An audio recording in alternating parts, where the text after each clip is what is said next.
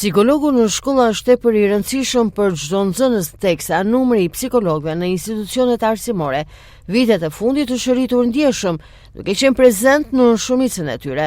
Elona Toçaj, psikologe, e cila është angazhuar njëkohësisht në institucionet arsimore të qytetit, thotë se roli i psikologut është tepër i rëndësishëm, pasi në bashkëpunim me mësuesin, drejtuesin e shkollës dhe prindrit evidentojnë problemet duke u dhënë zgjidhje atyre.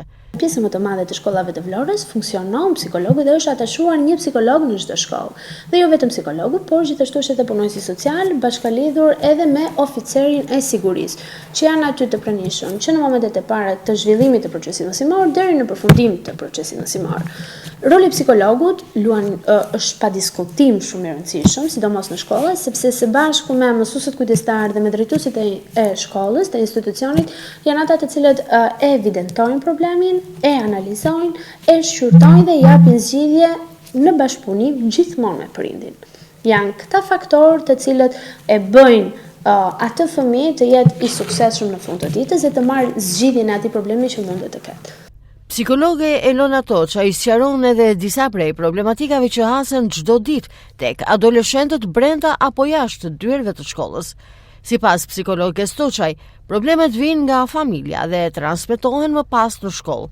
Nuk mundem të bëj një lloj renditje të problemeve, por mundemi të përmend disa prej tyre. Një e para vijnë problematikat socioekonomike, e para, siç është problemet vijnë nga familjet dhe dashur për dashur transmetohen edhe në shkollë. Në qoftë se ne kemi problematika ekonomike, në qoftë se ne kemi problematika familjare si dhuna në familje që realisht po shtohet kohët e fundit, pa diskutim që dhe ai fëmijë do ketë mungesa në shkollë, do ketë mungesë përqendrimi dhe rënje në mësime.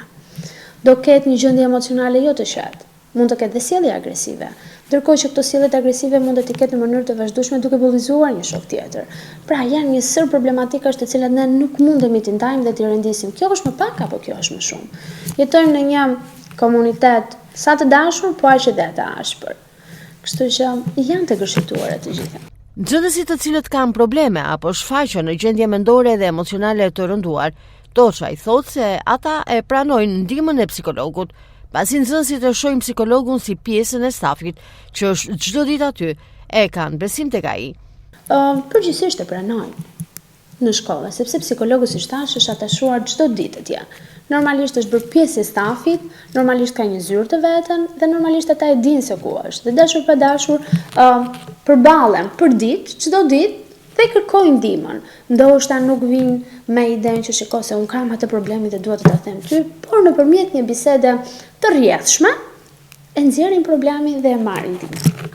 Vendosja e psikologëve në çdo shkollë, Toçaj thotë se ka ndryshuar edhe qasjen e nxënësve tek psikologu, duke bërë që më shumë nxënës të vinë për këshillim tek psikologu, duke patur besim në ndihmën e tij.